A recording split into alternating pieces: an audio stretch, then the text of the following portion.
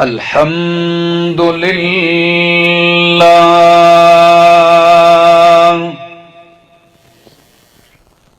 الحمد لله العلي الكبير الكبير المتعال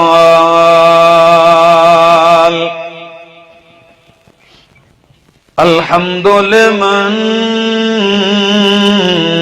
قدر خيرا وخبال والشكر لمن صور حسنا وجمال فرد صمد عن صفة الخلق بريء أزلي سرمدي خلق الخلق كمال ثم نشهد أن لا إله إلا الله وحده لا شريك له لا شريك له ولا نظير له ولا وزير له ولا مشير له ولا معين له ولا منازم له ولا مناظر له ولا مداني له ولا مجاور له ولا مقابل له ولا مثال مثيل مماثل له ونشهد أن سيدنا ومؤيدنا مخدومنا منظومنا معصومنا مقسومنا جميلنا وأجملنا منيرنا وأنورنا ولينا وأولانا تقينا وأتقانا وأعلانا أجلانا أبهانا أتقانا أزكانا أنور أجدر أكبر أظهر أطهرنا محمدا عبده ورسوله أما بعد فأعوذ بالله من الشيطان الرجيم بسم الله الرحمن الرحيم إنا أرسلناك شاهدا ومبشرا ونذيرا وداعيا إلى الله بإذنه وسراجا منيرا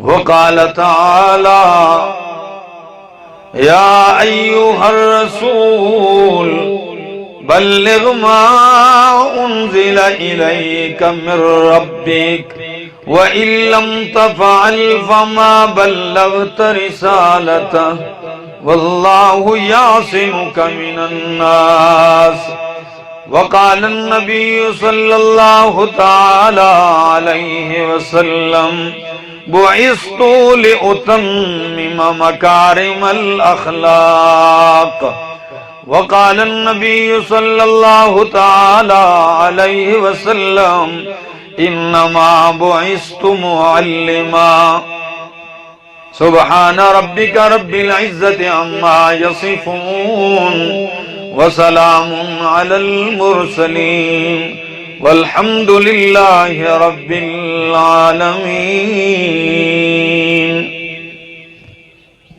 انتہائی قابل عزت، قابل احترام، ذی قدر بزرگوں، بھائیوں، عزیزوں، نوجوان ساتھیوں، السلام علیکم. آپ کے اس خوبصورت علاقے کیاں چھجیاں کے اندر پہلی دفعہ آنے کا موقع نصیب ہوا ملاقات کا، اور وہ بھی بھائی حافظ محمد زبیر صاحب، ان کی پرخلوص دعوت پر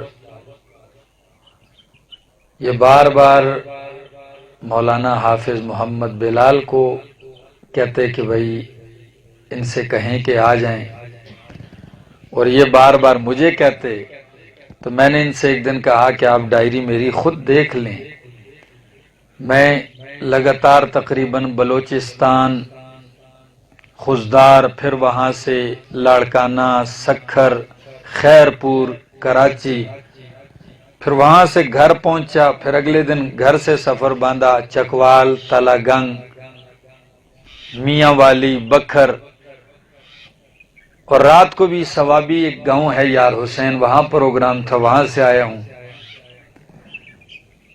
بس زندگی اس کام کے لیے وقف کی ہے، اور ایک درد ہے، ایک خواہش ہے دل میں کہ ہو سکتا ہے کسی ایک شخص کی دل کی دنیا بدل جائے تو میرا کام بن جائے گا۔ اور یہ بھی نہیں کہ آپ کہیں کہ چلو ذرا میری کوئی ڈیوٹی ہے، میں موروثی طور پر، نہ میرا والد عالم، نہ دادا عالم، نہ چچا میں کوئی عالم، نہ خاندان میں۔ پٹھان لوگ ہیں وہ تو کہتے ہیں مولوی بنے گا تو یہ تو اور بلا بن جائے گی، ان کا تو مزاج بھی نہیں تھا۔ لیکن الحمدللہ میرے والد صاحب نے مجھے اس کام کے لیے وقف کیا، اور جس نیت سے کیا الحمدللہ وہ آثار، وہ ثمرات میں دیکھتا ہوں کہ گھومتا ہوں بس جال لیے، لوگوں پہ ایک جال پھینکتا ہوں، ایسے ہو سکتا ہے کچھ دانے مجھے مل جائیں ان میں سے، بس یہ ایک شکار ہے کہ کسی کی زندگی بدل جائے، کسی کے معاملات بدل جائیں، کسی اخلاق کسی کے درست ہو جائیں، کسی کا اپنے مالک کے ساتھ رشتہ جڑ جائے، کوئی رب کا باغی ہے اس کی صلح رب سے ہو جائے، کوئی ماں باپ کا باغی ہے اس کی صلح ماں باپ سے ہو جائے، کوئی دین سے باغی ہے دیندار بن جائے، کوئی نماز کا بگوڑا ہے ہو سکتا ہے مسجد کے ساتھ جڑ جائے، عقیدہ ایمان پختہ ہو جائے۔ بس یہی ایک محنت اور جستجو جاری ہے، اور یہی محنت امام الانبیاء محمد الرسول اللہ صلی اللہ علیہ وسلم کے سپرد کی تھی اللہ نے، کہ جب مکے کی حالت یہ تھی کہ اخلاق اتنے پست ہیں کہ باپ بیٹی کو زندہ درگور کر رہا ہے، باپ بیٹی کو زندہ درگور کر رہا ہے۔ علامہ شنقیطی اپنی تفسیر اضواء البیان کے اندر ایک عجیب بات لکھتے ہیں، کہتے ہیں حضرت عمر رضی اللہ تعالی عنہ فرمایا کرتے تھے کہ میں دو باتوں پہ حیران ہوں اپنی زندگی میں، ایک بات جب یاد آتی ہے تو رو پڑتا ہوں تنہائی میں، اور ایک بات جب یاد آتی ہے تو تنہائی میں ہنس پڑتا ہوں۔ فرمایا وہ کون سی بات ہے؟ کہنے لگے جس بات پہ ہنس پڑتا ہوں وہ تو یہ ہے کہ زمانہ جاہلیت میں کھجوروں سے ایک بت بنا لیا کرتا تھا اپنے لیے، کھجور کے دانوں سے، کھجوروں کے دانوں کو جوڑ گٹھا بن جاتا ہے، ان سے اپنے لیے ایک معبود بنا لیتا، رات کو پوجتا، عبادت کرتا، اس سے مانگتا، اور صبح جب رات ساری گزر جاتی، صبح بھوک لگی ہوتی، کھانے کے لیے ناشتے کے لیے کچھ نہ ملتا تو اسی معبود کا سر مروڑ کے تو وہ کھا جاتا۔ ایسے معاملات ہوتے۔ اب جب اسلام لے آیا تو سوچتا ہوں اپنی اس بات کو تو ہنس پڑتا ہوں کہ اتنی بھی سوچ نہیں آ رہی تھی کہ جس کو میں کھا جاؤں وہ میرا معبود کیسے ہو گیا، وہ میرا حاجت روا کیسے بن گیا۔ اور دوسری بات جو مجھے رلا دیتی ہے وہ یہ کہ 5-6 سال کی میری بچی جس کو زندہ درگور کرنے کے لیے میں اللہ اکبر جنگل میں سامان پہلے پہنچا کے گڑھا کھودا کہ لے جا کر اس کو وہیں دفن کر دوں گا. میں گڑھا کھود رہا تھا اور وہ میری بچی آ کر میری داڑھی اور میرے کپڑوں سے مٹی جھاڑتی تھی کہ ابا آپ کے کپڑے گندے ہو گئے ہیں, آپ کی داڑھی میلی ہو گئی. وہ مٹی جھاڑتی تھی. اس کو پتہ نہیں تھا کہ باپ مجھے زندہ درگور کر دے گا. اس کو معلوم نہیں تھا کہ باپ مجھے زندہ دفنا دے گا. تو چھجیاں کے غیور دوستو یہ معاشرہ تھا. اللہ کا گھر بتوں سے بھرا ہوا ہے. جب یہ اخلاق ہو تو اللہ نے فرمایا میرے پیغمبر میں نے آپ کو ایک مشن دے کر بھیجا ہے. وہ مشن قرآن مقدس ہے. آپ کو میں نے عظیم کتاب دے کر بھیجی ہے. قرآن مقدس دے کر آپ کو بھیجا ہے میرے پاک پیغمبر. یہ عظیم کتاب لے کر ان لوگوں کو اندھیروں سے نکال, ان کو جاہلیت سے نکال. آپ کے آنے کا مقصد بھی ہے لِتُخْرِجَ النَّاسَ مِنَ الظُّلُمَاتِ إِلَى النُّورِ,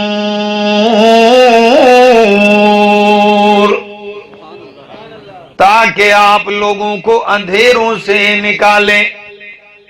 کوئی بتوں کے سامنے پڑا ہے, کوئی مٹی, تانبے, پتھر, پیتل, سونے, چاندی کا معبود پوج رہا ہے. ان کو خدا ماننے والے تو موجود ہیں, میری وحدانیت ماننے والا کوئی نہیں. تو میرے پاک پیغمبر میں نے کس لیے بھیجا؟ اِنَّا أَرْسَلْنَاكَ شاہداً ومبشرا ونذیرا وداعیا الی اللہ بإذنہ وسراجا منیرا. انا ارسلناک شاہدا, میں نے آپ کو گواہ بنا کر بھیجا ہے. میرے پاک پیغمبر لات, منات, عزا و حبل کی گواہیاں دینے والے تو موجود ہیں, مگر میری وحدانیت کا گواہ کوئی نہیں. آپ کو میں نے اپنی وحدانیت کا گواہ بنا کر بھیجا ہے. اور واقعی جب میرے پاک پیغمبر آتے ہیں تو اللہ کی وحدانیت کی گواہی یوں دیتے ہیں اشہد اللہ الہ الا اللہ, اشہد اللہ الہ الا اللہ, میں محمد گواہی دیتا ہوں کہ اللہ کے سوا کوئی الہ نہیں, کوئی معبود نہیں, کوئی زندگی و موت کا مالک نہیں ہے. چھجیاں والو, اگر موت و حیات کا مالک ہے تو وہ کون ہے؟ خیر سیاسی جلسہ نہیں ہے, مرد آباد زندہ آباد تو ہم لگا لگا کے گلے پھاڑتے ہیں, لیکن رب کا نام محبت سے لے لیجئے کہ الہ اور معبود کون ہے, سجدوں کے لائق کون ہے, برکتیں دینے والا کون ہے؟ اللہ ہے. یہی پیغام میرے پاک پیغمبر نے سنایا صفا کی پہاڑی پر. میرے دونوں جانب پہاڑیاں ہیں, مکے میں بھی پہاڑیاں تھی, لیکن چونکہ یہاں کی پہاڑیاں بہت بلند و بالا ہیں تو اللہ کے پاک پیغمبر صفا کی پہاڑی پہ چڑھتے ہیں. اور جب صفا کی پہاڑی پہ آپ چڑھتے ہیں یوں رومال ہلاتے ہیں. اللہ, یہ ان کا ایک طریقہ کار تھا. ہاتھ میں رومال ہے, یوں ہلایا. صبح صبح کا ٹائم ہے. مکے کے لوگ صفا کی پہاڑی سے جب یوں اعلان سنتے, کوئی گھر میں نہ رہتا, سارے آ جاتے. اگر کوئی خود نہ آ سکتا نمائندہ بھیجتا, گھر کا کوئی بندہ آتا. آ گئے سارے ہاشمی قریشی جمع ہیں, اہل مکہ جمع ہیں. نبی کریم کیا فرماتے ہیں؟ اے لوگو, اے مکے والو, یہ بتاؤ میں نے تمہارے اندر زندگی کی 40 بہاریں گزاری ہیں، 40 سال گزارے ہیں، شب و روز گزارے ہیں۔ تم نے مجھے سفر میں حضر میں دیکھا، تم نے مجھے خلوت جلوت میں دیکھا ہے، تم نے امانتیں لے کر دے کر دیکھا ہے۔ حل وجدتمونی صادقا او کاذبا، تم نے ان 40 سالوں میں مجھے سچا پایا کہ نہیں پایا؟ تو سب یک زبان ہو کے کہتے ہیں جربنا لک مرارا، جربنا لک مرارا، ہم نے آپ کو بارہا آزمایا ہے، ہم نے آپ پہ بارہا تجربے کیے ہیں، لیکن تجربہ کیا نکلا؟ ما رأیناک الا صادقا، ہم نے تجھے سچا ہی پایا ہے۔ سچا بھی اتنا چھجیاں والو کہ نام لے کر بھی کوئی نہیں پکارتا، امانت دار اتنا کہ نام لے کر بھی کوئی نہیں پکارتا۔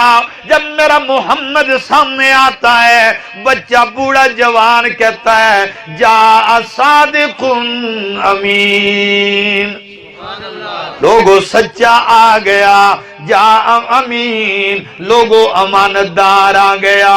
جس کی سچائی اتنی بلندیوں کے اوپر پہنچی ہوئی ہو، فرمایا اے مکے والو، اب میں دوسری بات پوچھنے لگا ہوں، اگر میں کہوں پہاڑ کی اس جانب سے دشمن کا لشکر آنے والا ہے جو تم پہ حملہ آور ہونے والا ہے، کیا میری بات کی تائید و تصدیق کرو گے کہ نہیں؟ مکے والے کہتے ہیں، اور سیرت کی بعض کتابوں نے تو یہاں تک لکھا ہے جب نبی نے فرمایا تو ایک بندہ دوڑ کے جا کے جھانک کے دیکھتا ہے کہ واقعی کہیں لشکر آ ہی نہ گیا ہو۔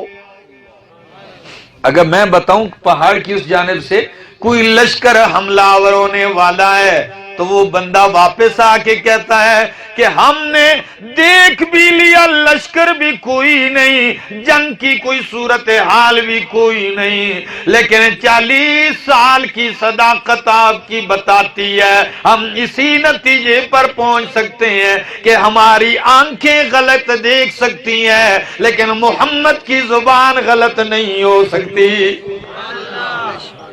اللہ اکبر، اتنا یقین، اتنا اعتماد۔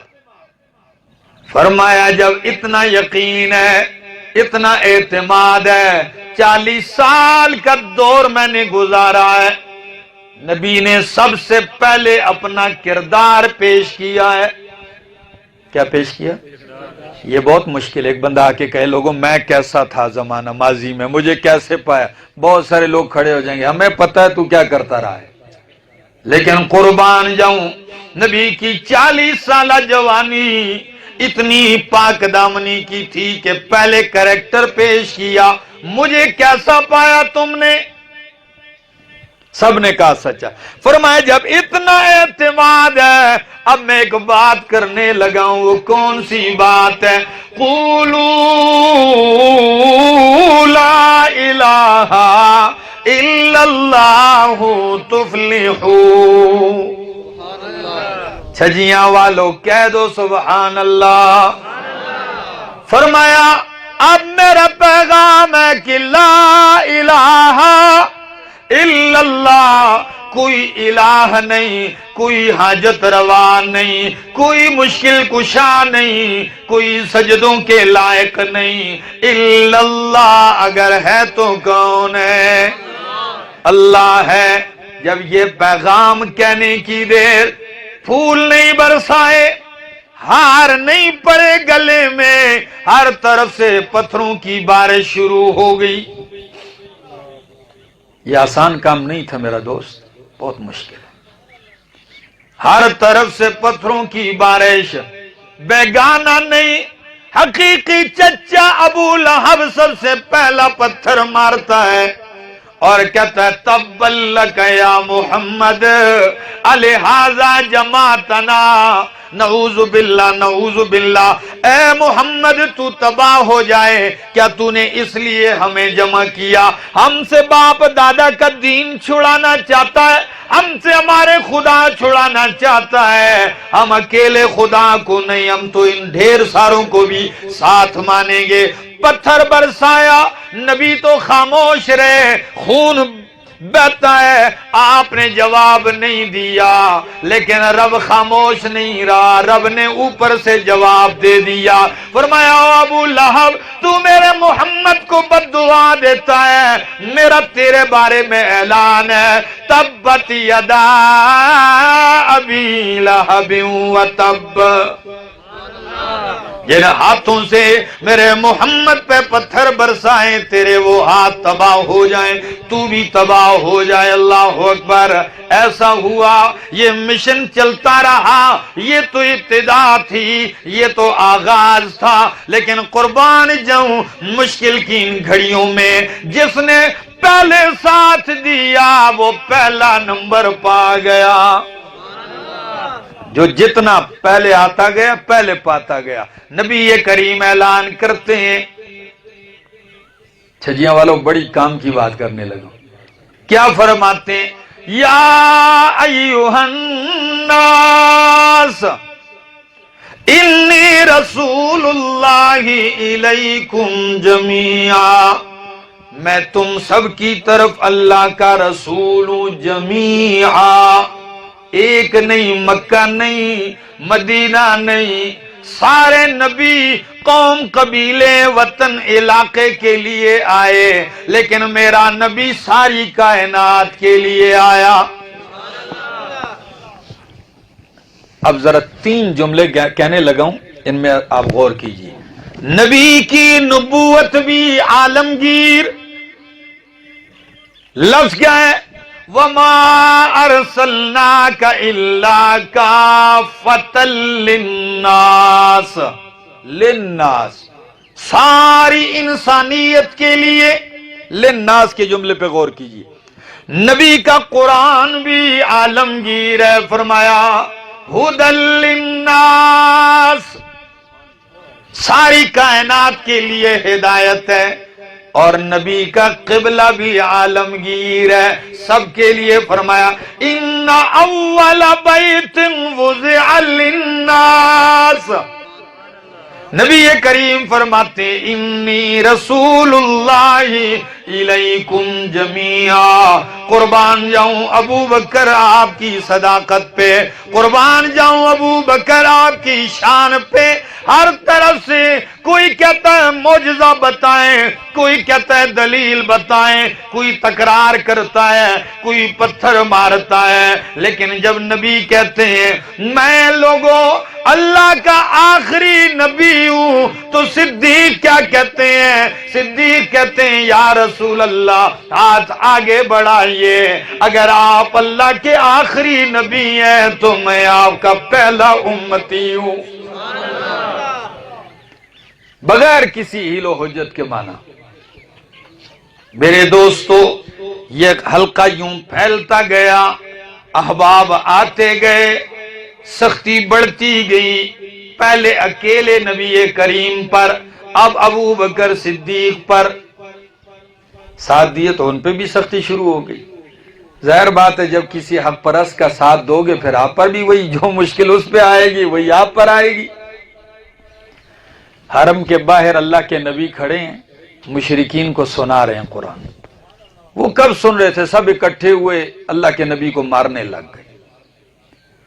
جو ہی نبی کریم پہ جھپٹ پڑے، صدیق اکبر آئے تو فوراً کہنے لگے او بدبختو اتقتلون رجلا ان یقول ربی اللہ، او بدنصیبو ایسی شخصیت کو قتل کر رہے ہو جس کا قصور صرف اتنا ہے کہ ان یقول ربی اللہ، وہ کہتا ہے کہ میرا رب اللہ ہے، یہی جرم ہے ان کا۔ تو لوگوں نے کہا ان کو چھوڑو، ابو بکر کو مارنا شروع کر دیا۔ تو صدیق اکبر کو اتنا مارا چہرہ پہچان کے قابل نہیں رہا، وجود لہو لہان ہو گیا، بے ہوش ہو کے گر پڑے۔ خاندان کے کچھ نوجوان آئے، انہوں نے اٹھا لیا، سمجھے کہ فوت ہو گئے، گھر لے آئے۔ حالانکہ خاندان کے لوگ بھی کافر ہی تھے اس وقت، لیکن وہ خاندانی غیرت جاگ اٹھی اور اٹھا کے آپ کو گھر لایا گیا۔ ماں کھڑی ہے سرانے، دودھ لیا ہے، میرا بیٹا ہوش میں آئے دودھ پلاؤں۔ کوئی پاؤں مل رہا ہے، کوئی پٹی باندھ رہا ہے۔ چھجیاں والوں وفاداری دیکھنا، جو ہی ہوش آتی ہے ماں ہوتی ہے نا، سارا دن کھڑی ہے، بیٹا کب ٹھیک ہوگا، کب پانی پیش کروں؟ ماں ہے، دودھ کا پیالہ لیے کھڑی ہے، جو ہی ہوش آیا بیٹا دودھ پی لیجئے، آپ کی حالت مجھ سے دیکھی نہیں جا رہی۔ صدیق کی زبان پر اماں جان دودھ نہیں، پہلے یہ بتاؤ میرے محبوب پیغمبر کا کیا حال ہے؟ مجھے پہلے ان کا بتائیے، ان کی کیا حالت ہے؟ ماں بھی غصے ہوگی، بیٹا اپنی حالت نہیں دیکھتے ہو؟ دن سارا گزر گیا، میں آپ کے سرانے کھڑی ہوں۔ جب دیکھا کہ ماں نہیں بتاتی، ماں نے بھی اس وقت حالت ایمان قبول نہیں کیا تھا، تو اس وقت صدیق اکبر کہنے لگے واللہ لا اذوق طعاما ولا شرابا، اس وقت تک کھانا پینا چکھوں گا بھی نہیں جب تک کہ اللہ کے رسول کا پتہ نہ چل جائے، مجھے ان کی صحت کا علم نہ ہو جائے۔ اچھا، ماں سمجھ گئی بیٹا اب کسی صورت نہیں پیے گا، فوراً اٹھی چل پڑتی ہے، گلی میں گھوم رہی ہے، کہاں معلوم کرے بیچاری۔ آ گئی فاروق اعظم رضی اللہ تعالیٰ عنہ کی بہن ہے، ان سے کہنے لگی میرا بیٹا تو گھر میں اس حال میں پڑا ہے، لیکن اللہ کے رسول کا پوچھ رہا ہے، آپ کو اگر کوئی پتہ ہو تو مجھے پتہ بتائیں کہ اس وقت اللہ کے نبی کہاں ہے، میں حالت پوچھ لوں۔ تو حضرت عمر کی بہن تو ایمان قبول کر چکی تھی، انہوں نے کہا مجھے تو نہیں پتا، میں نہیں بتاؤں گی۔ ان کو پتا تھا کہ انہوں نے ابھی تک ایمان نہیں قبول کیا، تو وہ اتنی رازدار کہنے لگی نہیں میں ایسے نہیں، میں خود جا کے ابو بکر کو دیکھوں گی۔ چلتے چلتے آ گئی، صدیق اکبر کی یہ حالت دیکھی، صدیق اکبر نے فرمایا جی کیا حال ہے نبی کریم کا؟ وہ کہنے لگی آپ کی اماں موجود ہے، میں نہیں بتاتی۔ اتنی رازداری کیوں؟ کیا سب طرف سے قتل کے فیصلے ہو چکے تھے۔ تو ابو بکر نے فرمایا بے فکر ہو کے بتا، یہ میری ماں ہے، انشاءاللہ کوئی ایسی بات نہیں۔ اس وقت وہ کہنے لگی اللہ کے پاک پیغمبر دار ارقم میں صحیح سلامت ہیں، بالکل ٹھیک ٹھاک ہیں۔ تو فرمایا ایسے نہیں، جب تک میں دیکھوں گا نہیں۔ اٹھایا، ایک روایت میں کہ ان کو لے کر گئے، ایک روایت میں آتا ہے یہ چلنے کے قابل نہیں تھے، وہ گئی اور اللہ کے پاک پیغمبر سے فرمایا کہ آپ کے ساتھی ابو بکر صدیق اس پوزیشن میں نہ کھاتے ہیں نہ پیتے ہیں آپ کو دیکھے بغیر، اللہ کے نبی چل کے آتے ہیں، واہ مقدر واہ نصیب، چل کے آتے ہیں، صدیق اکبر کھڑے ہیں، بیٹھے ہیں، ایک دم اٹھتے ہیں، نبی کریم یوں پیار سے اپنے سینے سے لگا لیتے ہیں، فرمایا ابو بکر کیا حال ہے؟ کہتے ہیں کل مصیبت بعدک جلل یا رسول اللہ، آپ سلامت ہیں تو ہر مصیبت برداشت ہے۔ اللہ، وہ تو لوگ ہی ایسے تھے، ایسی قربانیوں سے یہ دین چلتا آیا، ان تکلیفوں میں آیا، آج ہم تک پہنچا ہے۔ صرف مرد نہیں، عورتوں کی قربانی بھی بے مثال ہے۔ میدان احد لگا ہوا ہے، 70 صحابہ جام شہادت نوش کرتے ہیں، ایک خاتون ام عمارہ رضی اللہ تعالیٰ عنہ کہتی ہے میری ڈیوٹی صرف زخمیوں کو اور غازیوں کو پانی پلانے کی تھی. میں مشکیزیں بھر بھر کے لاتی اور جو پیاس لگتی جن کو صحابہ کرام کو میدان میں ان کو پانی پلا رہی تھی. مشکیزیں لا رہی ہوں، میدان کی طرف توجہ نہیں ہے. ہمارے ساتھی غالب ہیں. کچھ لمحے بعد جب میں نے سر اٹھایا میدان کی طرف دیکھا تو میدان کی کایا پلٹ چکی تھی. 70 صحابہ شہادت پا چکے تھے اور ایک بدبخت کافر ابن قمیہ زیر پہنے ہوئے تلوار لیے ہوئے باگے آ رہا ہے. کہتا ہے دلونی علی محمد، مجھے محمد بتلاؤ، میں قتل کیے بغیر نہیں چھوڑوں گا. اللہ کے نبی تنہا ہیں، وہ بدبخت بھاگے ہوئے آ رہا ہے.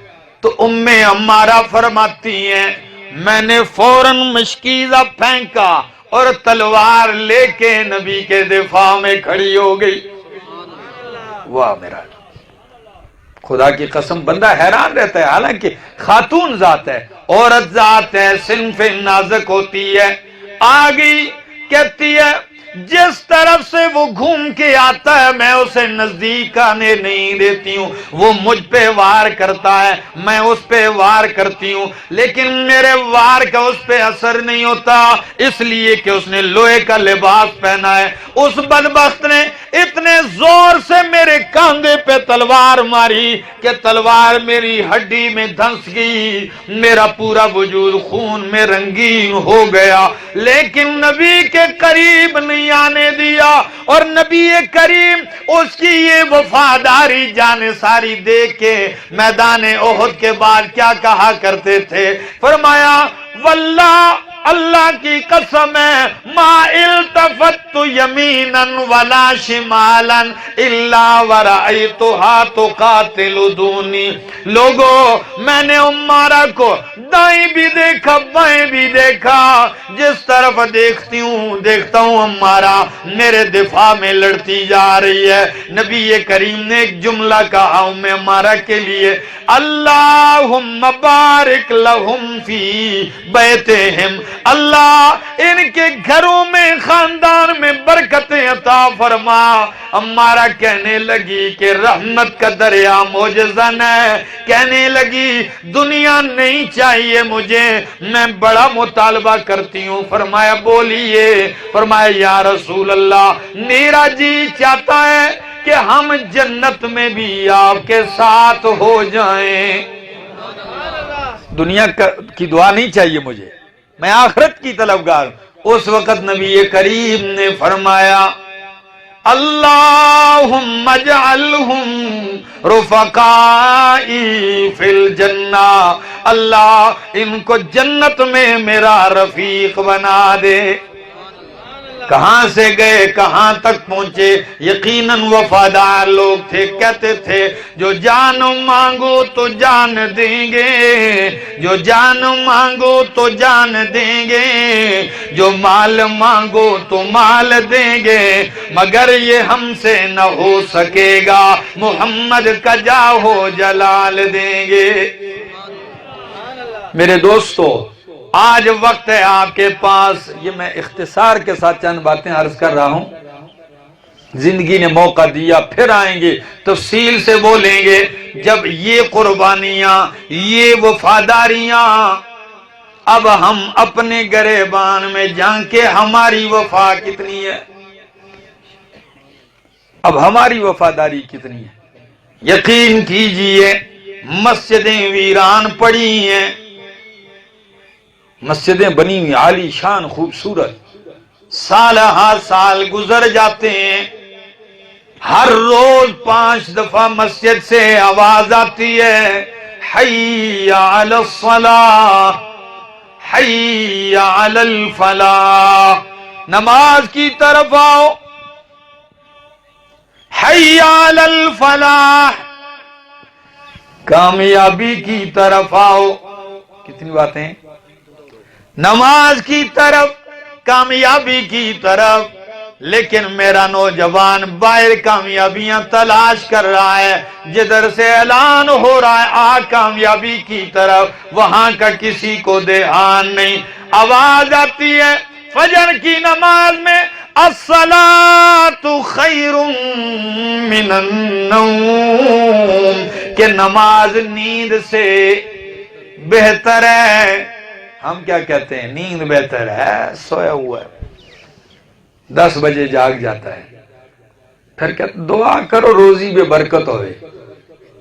جی ایسے ہی برکت آتی ہے نہ میرا دوست، یقین کیجیے، کھیلیے، گیم کیجیے، کاروبار کیجیے، دوستی یاری سب مجلسیں قائم، لیکن نماز کے وقت پر نماز۔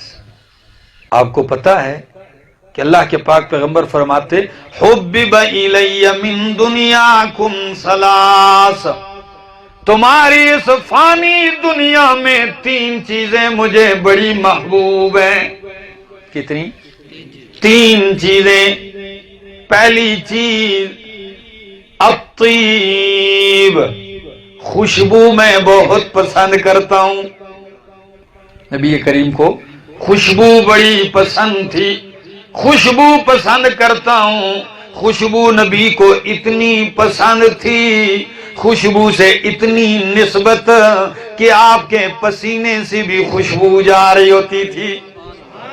نبی کریم کو تلاش کرنے کا طریقہ صحابہ کرام کا یہی ہوا کرتا تھا، آپ جس گلی سے گزر جاتے اس گلی میں بھی مہک سے پہچان لیتے تھے کہ اللہ کے نبی گزرے ہیں۔ اللہ اکبر۔ باقی لوگوں کا پسینہ تو بدبودار ہوتا ہے، نبی کا پسینہ اور صرف خوشبودار ہی نہیں، اتنا خوشبودار کہ 10 سالہ خادم میرے نبی کا، حضرت انس کہتے ہیں 10 سال میں نے نبی کی خدمت کی ہے۔ ایک دن مجلس سے گزرے، جو ہی گزرے مجلس والوں نے پکار کے کہا انس یہ خوشبو کہاں سے لگائی ہے؟ یہ خوشبو کہاں سے لگائی ہے؟ کہنے لگے مذاق کر رہے ہیں؟ نہیں نہیں سچ، کہاں سے اتنی قیمتی خوشبو؟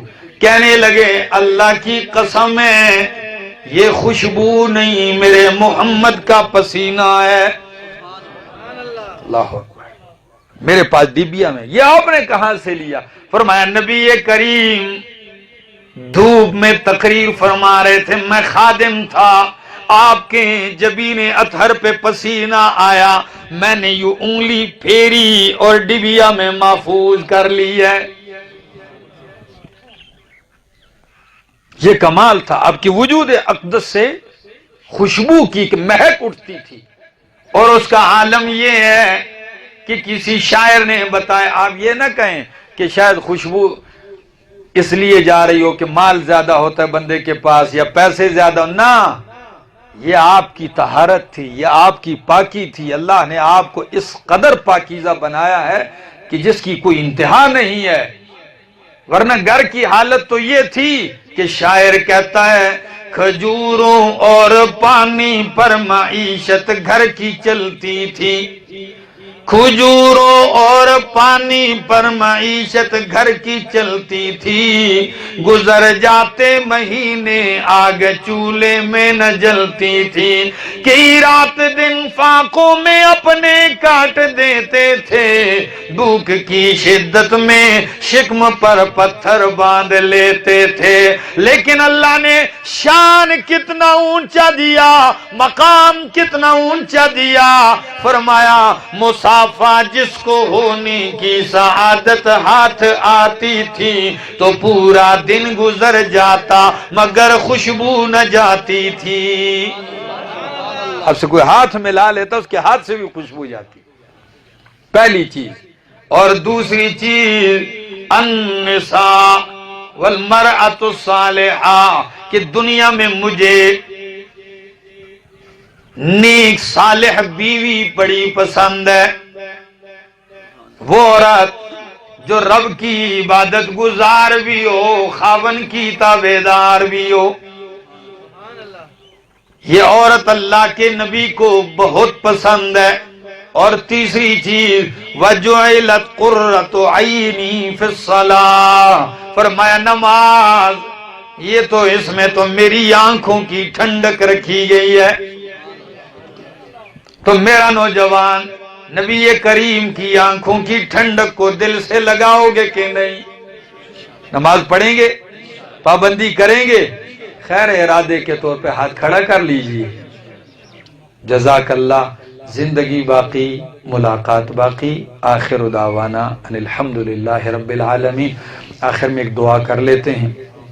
آمین۔ اللہم صلی علی محمد